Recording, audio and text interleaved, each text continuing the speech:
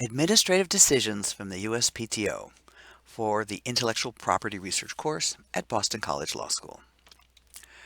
Procedural matters relating to the denial of a patent or trademark can be appealed to the Commissioner of Patents or the Commissioner of Trademarks, and were reported in the Decisions of the Commissioner of Patents from 1869 until 1968, when they stopped publishing those books.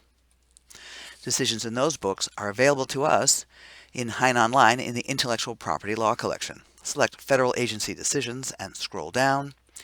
Use the link to Decisions of the Commissioner of Patents. This is the title page from the 1968 volume. Today, USPTO decisions are available on the USPTO website in part because of the Freedom of Information Act. Scroll to the bottom of the page to take the Freedom of Information Act link.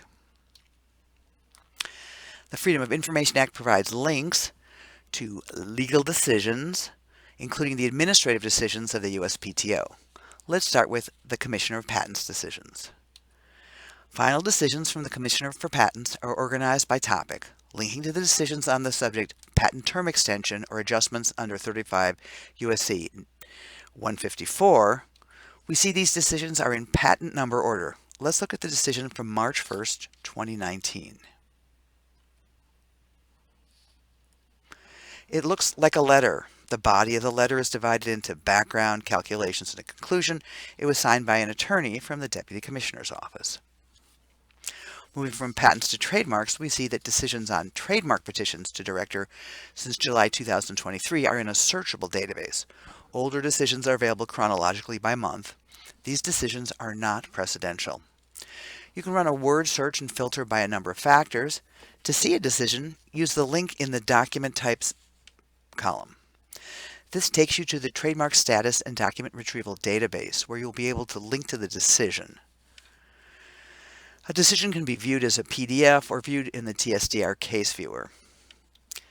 TSDR also provides information on the status of a trademark, as well as information on when maintenance fees are due. Final decisions of the Patent Trial and Appeal Board from 1997 to date are available on the USPTO website. To search the decisions, select All PTAB Decision Data. PTAB decision searches can be refined using the filters on the left: names, proceeding type, decision type, e.g. affirmed, reversed, settled, issue type, and board rulings. PTAB precedential and informative decisions are organized by subject matter. To view them, select Precedential and Informative. Scroll down to see PTAB decisions organized by subject matter in an expandable table. Under each subject, decisions are classified as precedential or informative. Let's look first at an informative decision. Informative opinions are not binding, but illustrate norms of board decision making. This decision is very clearly marked informative at the top. The decision reads a lot like a court decision and can be used to gain some insights into the way the board approaches decisions of this type. Let's look at precedential decisions now.